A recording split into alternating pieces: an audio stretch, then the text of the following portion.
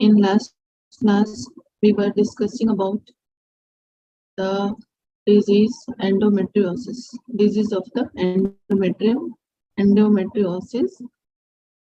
ये देख लिया था कि कैसे होता है, कितने टाइप का होता है और कितने स्टेजेस होते हैं इसके।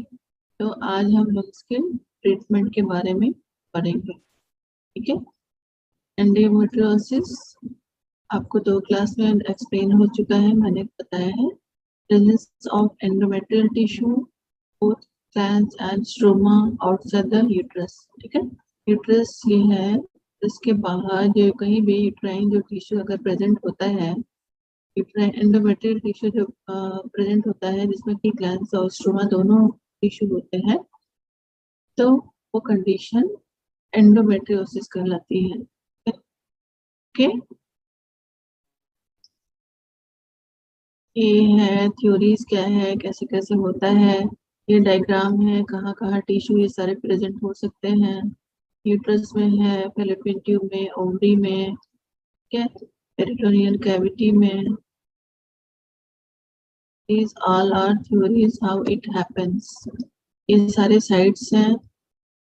Endometrial tissue can be present on these sites in the body of a female, ठीक है।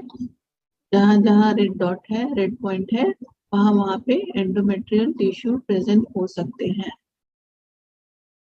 ये हमारा टाइप्स है, पेल्विक और एक्स्ट्रा पेल्विक, सारा हम लोगों ने लास्ट क्लास में पढ़ चुके हैं हम लोग। क्लिनिकल प्रेजेंटेशन क्या, पेन होता है, मेन उसका जो होता है पेन होता है, और एब्डोमिनल ब्लीडिंग होता है, एब्नॉर्मल ब्लीडिंग होता है, इनफर्टिलिटी होता है, और ये सारे एक्स्ट्रा सिम्टम हैं, सारे हम लोग क्लास में देख चुके हैं। साइंस सिम्टम है ये। इन्वेस्टिगेशन में क्या क्या करते हैं ये सारा हम लोग डिस्कस कर चुके हैं।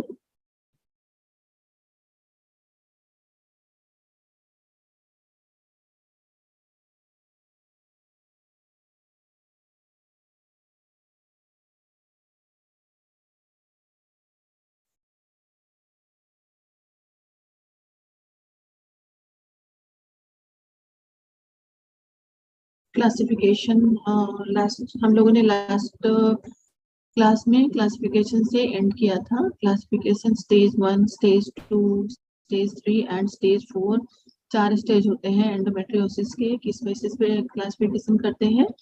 मिनिमल हो गया तो माइल्ड हो गया, मॉडरेट हो गया। मिनिमम स्टेज 1 स्कोर है 1 to 5, स्टेज 2 में माइल्ड हो गया, score is 6 to 10, stage 3 is moderate stage, score is between 16 to 40, and stage 4 is severe stage and the score is more than 40, ठीक है। जो सीवियर स्टेज होता है, स्टेज 4 होता है, उसमें जो मास होता है एंडोमेट्रियल मास 2 सेंटीमीटर से बड़ा साइज का होता है, ठीक है। इस बेसिस पे इसका स्टेजिंग करते हैं। डिफरेंशियल डायग्नोसिस, और किस किस चीज से कौन सी डिजीज होती हैं जो कि एंडोमेट्रियोसिस के से कंफ्यूज कर सकती हैं? Chronic PID, chronic pelvic inflammatory disease, और एंडोमेट्रियोसिस साइन सिम्टम में भी सेम, तो इससे डिफरेंशियल डायग्नोसिस करते हैं।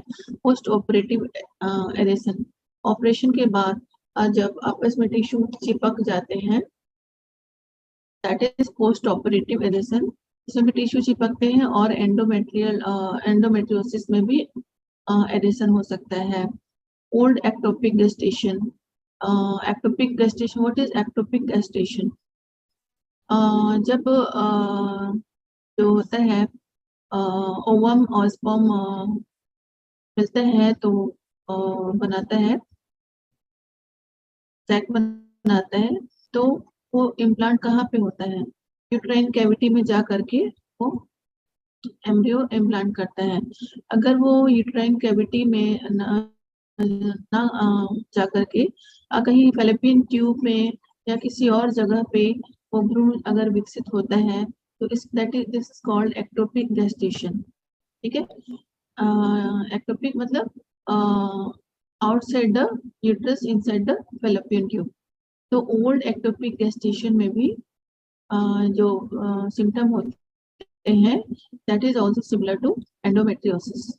Irritable bowel syndrome, irritable bowel syndrome इसके भी जो साइन सिम्टम होते हैं तो ये कंफ्यूज कर सकते हैं एंडोमेट्रियोसिस से। ठीक है, तो ये सारी बीमारियां कंफर्म पहले रूल आउट करते हैं to find to confirm the endometriosis। diverticulitis, ulcerative colitis में कोलन में इन्फेक्शन हो जाता है, Crohn's disease and irritable bowel syndrome, pelvic congestion syndrome, old ectopic gestation, postoperative edema and chronic pelvic inflammatory disease। These all are the differential diagnosis with the endometriosis। अब management कैसे करेंगे? How we will manage the patient of the and suffering from the endometriosis. ठीक है, management of the endometriosis. First one is asymptomatic minimal endometriosis. पहला जो है जिसमें patient में कोई सिम्टम नहीं होता है, ठीक है, एसिम्प्टोमेटिक पेशेंट होता है। और दूसरा जो केस होता है दैट इज सिम्प्टोमेटिक पेशेंट। ठीक है, तो एसिम्प्टोमेटिक कोई साइन सिम्टम नहीं होता है पेशेंट में and patient is suffering from endometriosis, तो उसको हम first is observe 6 to 8 months, 6 से 8 महीने तक पेशेंट को ऑब्जर्व करते हैं। ठीक है, टू कंफर्म और progress the disease of the endometriosis. Investigate infertility. अगर पेशेंट फर्टाइल पीरियड में है तो इनफर्टिलिटी का इन्वेस्टिगेशन करते हैं कि इस वजह से इनफर्टिलिटी पेशेंट में है। ठीक है, ये तो हो गया एसिम्प्टोमेटिक मिनिमल एंडोमेट्रियोसिस। दूसरा हो गया सिम्प्टोमेटिक केस में। सिम्प्टोमेटिक पेशेंट को पेन हो रहा है, बाकी जो ऊपर सारे साइन सिम्टम बताए गए वो सारे साइन सिम्टम पेशेंट में प्रेजेंट हैं, तो उसका मैनेजमेंट कैसे करेंगे? First one is drug treatment, second one is minimal invasive surgery and third one is surgery.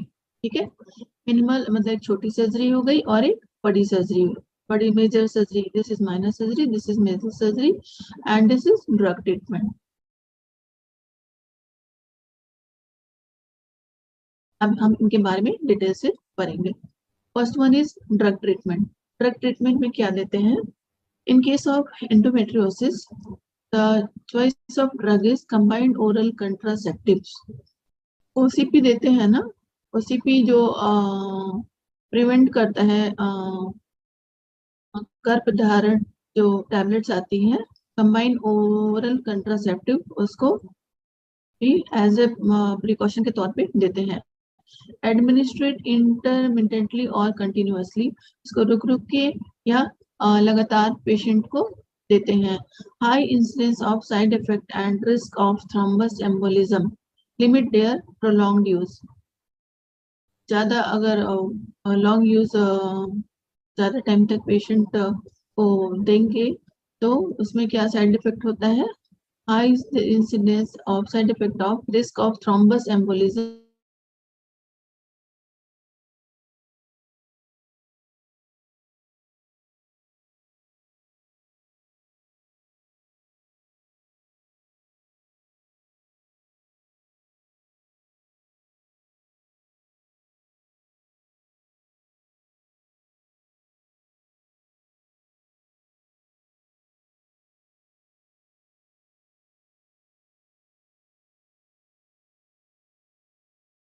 In year एक साल में सिर्फ पेशेंट को 4 साइकिल्स ही आएंगे। नॉर्मल जो साइकिल होता है menstrual cycle that is comes every month in between in the period duration of gap of 27 days to 30 days। ठीक है, इसमें जो क्या होता है गैप इंक्रीज होकर के 4 मंथ का गैप लगभग हो जाता है, 4 महीने बाद ही मेंस्ट्रुएशन होता है। Second drug of treatment is oral progesterone. exert an anti-estrogenic effect, and their continuous administration causes residualization and endometrial atrophy. Oral progesterone देते हैं, टैबलेट खाने के लिए पेशेंट को देते हैं. ये क्या करता है? एंटी एस्ट्रोजेनिक इफेक्ट होता है. इससे क्या होता है? इसको लगातार लेने पे पेशेंट को एंडोमेट्रियल एट्रोफी हो जाता है. जो मसल है एंडोमेट्रियल, वो मसल वीक हो जाता है. ठीक है, अपना जो उसका फंक्शन है वो प्रॉपर फंक्शन मसल नहीं करता है, एंडोमेट्रियल एट्रोफी हो जाता है. नॉर्थिस्टोरिन 5 to 20 मिलीग्राम डेली और डाइड्रोजेस्टेरॉन 10 to 30 milligram daily. This hormone does not prevent ovulation and is suitable for a woman trying to conceive. अगर young lady है and she is suffering from endometriosis, तो उसको नॉर्थेस्टोरॉन 5 से 20 milligram daily और डाइड्रोजेस्टेरॉन 10 से 30 milligram daily orally देते हैं. इससे क्या होता है? ये जो पेशेंट में ओवुलेशन होता है, साइकिल होती है मेंस्ट्रुअल साइकिल, हर महीने पेशेंट का जो ओवुलेशन होता है वो उससे अफेक्टेड नहीं होता है. ठीक है, और पेशेंट अगर कंसीव करना चाह रही है, पेशेंट बच्चे पैदा करना चाह रही है, तो शी में कंटिन्यू. ठीक है, तो ये जो मेडिसिन है ये कंसीव जो यंग लेडी है उसमें यूज करते हैं. Next drug treatment, drug of choice is danazol. Third number is danazol, a synthetic derivative of ethinyl testosterone. क्या है ये? एथिनिल टेस्टोस्टेरॉन का ये सिंथेटिक डेरिवेटिव है. Mildly anabolic, anti estrogenic and anti progestational, ये इसका कैरेक्टर है. एनाबॉलिक है, एंटी एस्ट्रोजेनिक है एंड एंटी प्रोजेस्टेशनल है. 2 to 800 milligram daily for 3 to 6 months starting on first day of menses. इसको कैसे देते हैं? मेंस्ट्रुअल साइकिल स्टार्ट होने के फर्स्ट डे से शुरू करके 200 से 800 मिलीग्राम डेली देते हैं. ठीक है, कितने ड्यूरेशन तक? फॉर 3 से 6 महीने तक इसको दे सकते हैं. व्हाट इज साइड इफेक्ट इसका? What is the side effect of danazol? इसमें क्या होता है? वेट गेन होता है, पेशेंट वेट गेन कर सकती है. हिर्सुटिज्म मतलब कि the female patient may grow unwanted hair on face, neck and other area of skin. Excessive sweating, बहुत ज्यादा पेशेंट को पसीने आते हैं, मसल क्रैम्प्स होते हैं, डिप्रेशन होता है, एट्रोफी ऑफ ब्रेस्ट. ठीक है, ब्रेस्ट मसल में एट्रोफी होती है and atrophy of vaginal epithelium. These all are the side effect of danazol. Fourth drug is aromatase inhibitors.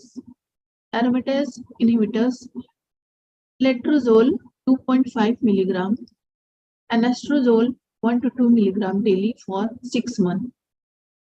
ये जो दो लेट्रोजोल एंड एनेस्ट्रोजोल है 6 महीने तक देते हैं. लेट्रोजोल है, इसका डोज है 2.5 मिलीग्राम और एनेस्ट्रोजोल का डोज है 1 to 2 milligram.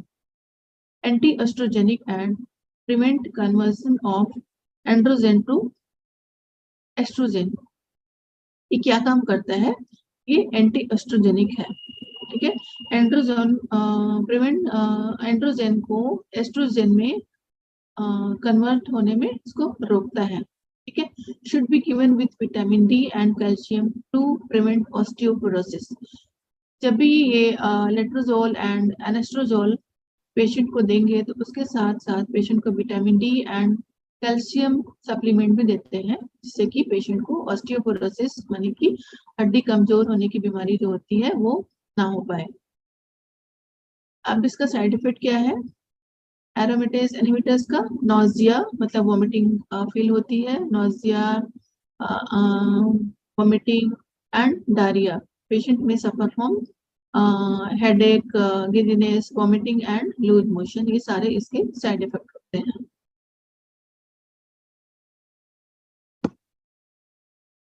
Next drug is gonadotrophin releasing hormone, इसका शॉर्ट फॉर्म है GnRH. GnRH is gonadotropin releasing hormone. GnRH is administered continuously to down regulate and suppress pituitary gonadotropin. इसका क्या काम होता है? जो पिट्यूटरी ग्लैंड से जो हार्मोन निकलते हैं पिट्यूटरी गोनेडोट्रोपिन, उसको रोकता है, ठीक है, उसको रोकता है और इसको रेगुलेट करता है GnRH, gonadotropin releasing hormone. It causes atrophy of endometriotic tissue. इसका क्या काम क्या होता है? जो एंडोमेट्रियोटिक टिश्यू होता है उसको एट्रोफी करता है, ठीक है, मतलब कि जो मसल होता है एट्रोफी हो जाती है, इससे कि आगे जो ब्लीडिंग होती है या जो डिजीज होता है वो प्रोग्रेस नहीं कर पाता है. The synthetic analog of GnRH is given in dose of 10 to 20 milligram intravenously twice daily. इसको कैसे देते हैं? आईवी लाइन में देते हैं, ठीक है, आईवी लाइन में देते हैं. इसका डोज क्या होता है? 10 से 20 मिलीग्राम का होता है, ठीक है. Prolonged gonadotrophic releasing hormone therapy over 6 months causes hypoestrogenism and menopausal symptoms such as hot flushes, dry vagina, urethral syndrome and osteoporosis. अगर 6 महीने तक 6 महीने से ज्यादा हम लोग गोनेडोट्रोपिन रिलीजिंग हार्मोन पेशेंट को देंगे तो इसके साइड इफेक्ट क्या होते हैं? हाइपोएस्ट्रोजेनिम एंड मेनोपॉजल सिम्टम हो जाते हैं. जो लेडी को मेनोपॉज के टाइम सिम्टम होते हैं. What is menopause? जब लेडी की एज अराउंड 45 to 50 होती है तो जिसको मेंस्ट्रुअल साइकिल धीरे धीरे कम होके बंद हो जाता है, उस टाइम जो लेडी के बॉडी में हार्मोनल चेंजेस होते हैं उसकी वजह से जो साइड इफेक्ट दिखते हैं इसको बोलते हैं मेनोपॉजल सिम्टम. उसमें क्या क्या सिम्टम आते हैं? हॉट फ्लैशेस होते हैं पेशेंट को, मतलब बहुत ज्यादा गर्मी लगती है उसको. ड्राई वजाइना हो जाते हैं, जो वजाइनल सिक्रेशन होता है कम हो जाता है. यूरेथ्रल सिंड्रोम हो जाते हैं एंड ऑस्टियोपोरोसिस, मतलब हड्डियां भी कमजोर हो जाती हैं. ये सारे मेनोपॉजल सिम्टम हैं. अगर लंबे टाइम तक 6 महीने से ज्यादा तक गोनेडोट्रोपिन रिलीजिंग हार्मोन अगर पेशेंट को देते हैं टू ट्रीट द एंडोमेट्रियोसिस तो ये मेनोपॉजल सिम्टम पेशेंट में आ सकते हैं. अगला कौन सी मेडिसिन है? RU486. RU486 ये रिलीजिंग प्रोजेस्टेरॉन है जो कि गर्भ निरोधक के तौर पे भी यूज किया जाता है. 3 महीने तक की प्रेगनेंसी है तो ये RU486 प्रोजेस्टेरॉन जो रिलीजिंग हार्मोन है इसे वो टर्मिनेट किया जा सकता है. तो ये जो RU486 है tried as a dose of 50 milligram daily for 3 months. इसको लो डोज में देते हैं पेशेंट को, 50 मिलीग्राम पर डे देते हैं, 3 महीने तक लगातार देते हैं, ठीक है. Reduces pain and delay recurrence. ये क्या करता है? ये जो पेन होता है एंडोमेट्रियोसिस में, जो अगर पेशेंट को जो पेन होता है उसको कम करता है और रिकरेंस को बार बार जो ब्लीडिंग और सिम्टम होते हैं उसको ये कम करता है. अब ये सारे जो ड्रग्स हैं, मेडिसिन है, failure of drug therapy is due to drug can not penetrate fibrotic capsule. ये सारे मेडिसिन अभी अगर पेशेंट को दिया जाए when patient is having endometriosis, अगर उसकी डिजीज एडवांस स्टेज में है, स्टेज 3 में है, स्टेज 4 में है, तो ये सारी ड्रग उस पर असर नहीं करती है. क्या रीजन है कि ये सारी मेडिसिन पेशेंट पे असर नहीं करती हैं? First one is drug can not penetrate fibrotic capsule. जो फाइब्रोटिक कैप्सूल होता है उसको जो मेडिसिन पेशेंट को दे रहे हैं वो वहां तक पेनिट्रेट करके नहीं पहुंच पा रहा है, नहीं पहुंचता है. Ectopic endometrium responds less to hormone as compare to normal endometrium. जो नॉर्मल एंडोमेट्रियम होता है, जो यूट्रस की नॉर्मल यूट्राइन वॉल होती है, वहां पे जो हार्मोन्स का रिस्पॉन्स होता है वो ज्यादा होता है। ठीक है। एक्टोपिक एंडोमेट्रियम मतलब कि आउटसाइड द यूट्रस, वहां पे जो हार्मोन का रिस्पॉन्स होता है वो बहुत ही कम होता है। ये भी एक मेन रीजन है कि patient is not responding to drug therapy. What are the side effect of drug therapy? Side effect is prevent conception. Conception को प्रिवेंट ये होता है। अब second, first one was drug therapy and second is minimal invasive surgery, मतलब कि minor surgery से जो treatment देते हैं। Aspiration of peritoneal fluid in culdesac. ये जो कल्डोसैक है, जो this is the sac between the uterus, this is uterus and this is rectum. तो इसके बीच में जो सैक होता है, यहाँ पे जो फ्लूइड कलेक्ट हो जाता है, इसको एस्पायरेट करते हैं निडल से। ठीक है। ये this comes under procedure minimal invasive surgery. इसमें पेरिटोनियल फ्लूइड को एस्पायरेट करते हैं। Destruction of endometriotic implants less than 3 centimeter by diathermy, cauterization or vaporization by CO2 or ND/AZ laser. जो एंडोमेट्रियल इम्प्लांट होते हैं, ठीक है, लेस देन 3 सेंटीमीटर के जो एंडोमेट्रियल इम्प्लांट हो जाते हैं, उसको डिस्ट्रक्ट करते हैं मिनिमल इन्वेसिव सर्जरी में। ठीक है। किस प्रोसीजर से करते हैं? बाय डायथर्मी, कॉटराइजेशन करते हैं और वेपोराइजेशन करते हैं कार्बन डाइऑक्साइड या एंटी या लेजर की सहायता से। ND/AZ लेजर या CO2 की हेल्प से वेपोराइजेशन करते हैं और डायथर्मी कॉटराइजेशन करते हैं। Larger lesions and chocolate cyst can be excised. जो बड़े लेजन होते हैं लार्ज साइज के होते हैं, और जो चॉकलेट सिस्ट होता है उसको कट करके निकाल देते हैं। Residual lesions can be treat with by hormonal therapy. अगर कोई उसका पीस थोड़ा भी बचा रह जाता है, फिर उसको हार्मोन थेरेपी से क्योर करते हैं, हार्मोन थेरेपी से उसका ट्रीटमेंट करते हैं। Cauterization of cyst wall young females. Young female में क्या करते हैं? जो सिस्ट की वॉल होती है उसको कॉटराइजेशन करते हैं। ठीक है। टोटल सर्जरी यंग फीमेल में नहीं करते हैं, क्योंकि उनको बेबी प्लान भी करना रहता है, बाकी सारे हार्मोनल साइड इफेक्ट होते हैं, इसलिए यंग लेडी को ये सारे ट्रीटमेंट प्रीफर करते हैं।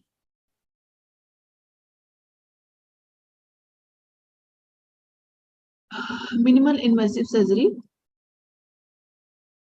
Role of surgery. इस क्यों करते हैं? What is the role of in minimal invasive surgery? Failed medical therapy.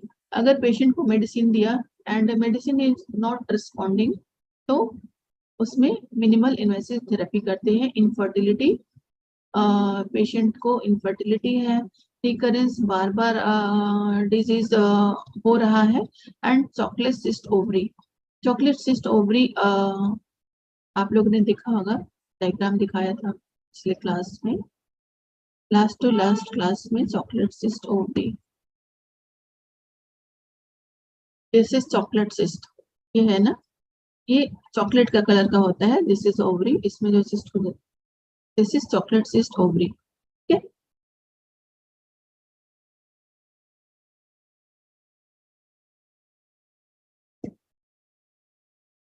तो ये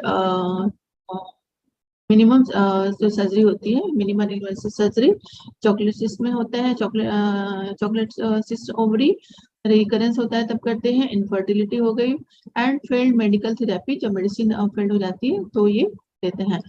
laparoscopic breaking of adhesion in pelvic region, pelvic relieves dysmenorrhea and pelvic pain।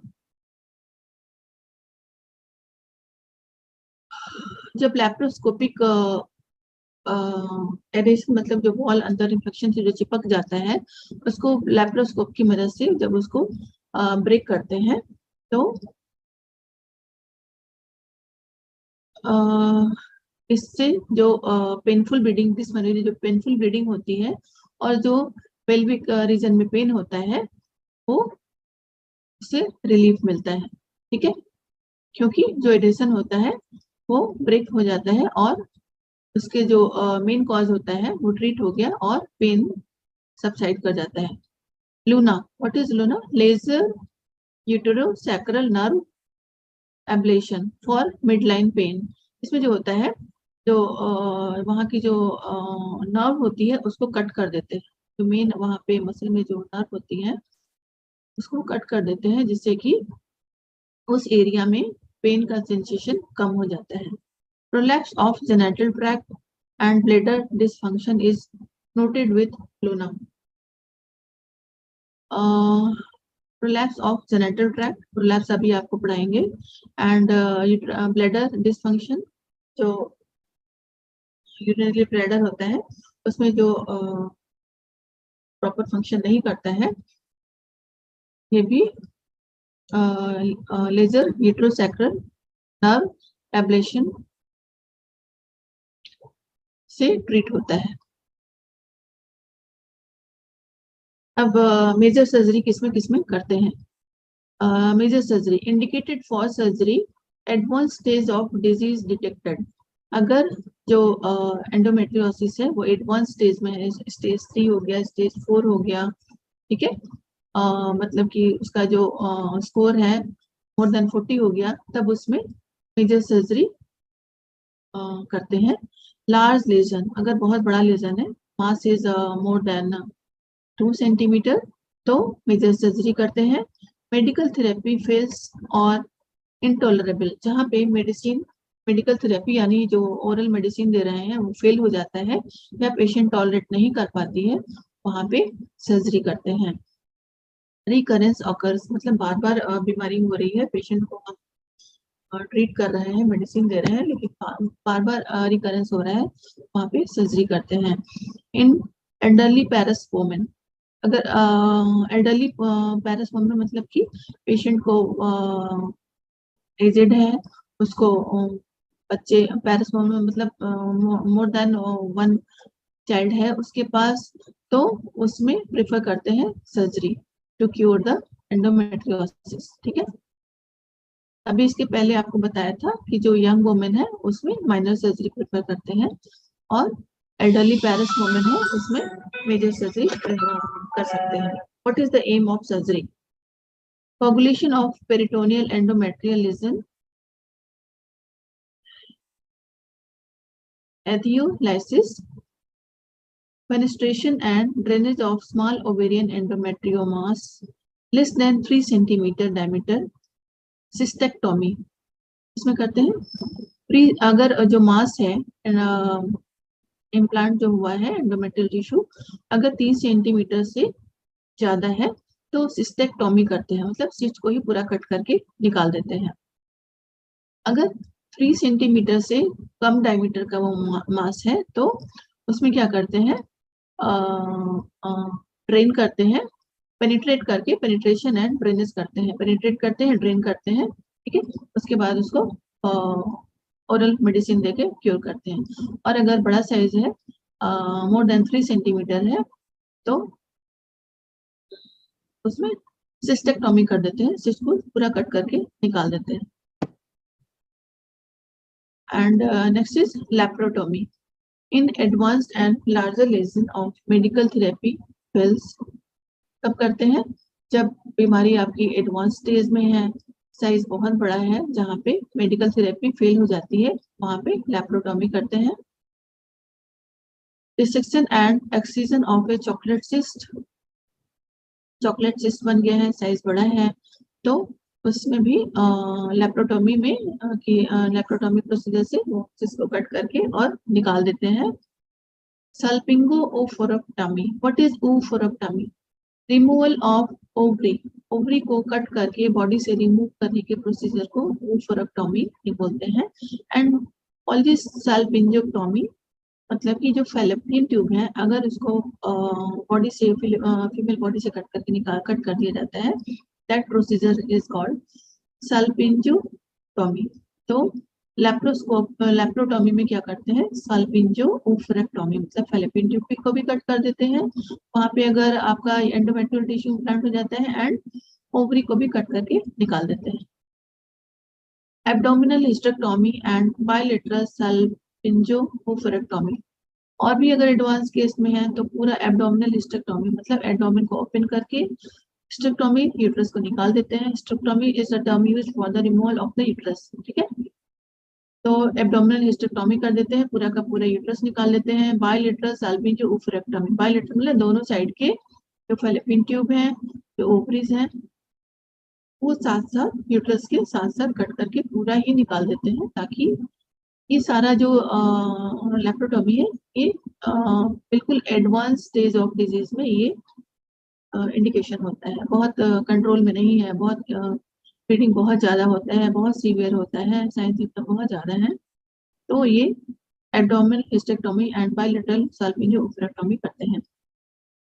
Pre menopausal women में need HRT after radical surgery, ठीक है। HRT, what is HRT? HRT indicates for H mean hormone replacement therapy.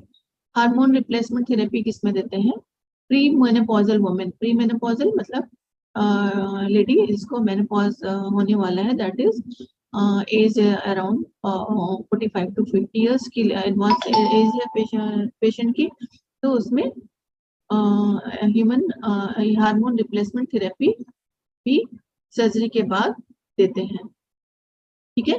Hormone replacement therapy following bilateral ovarian removal in young women may be prescribed under strict monitoring as a risk for recurrence remains।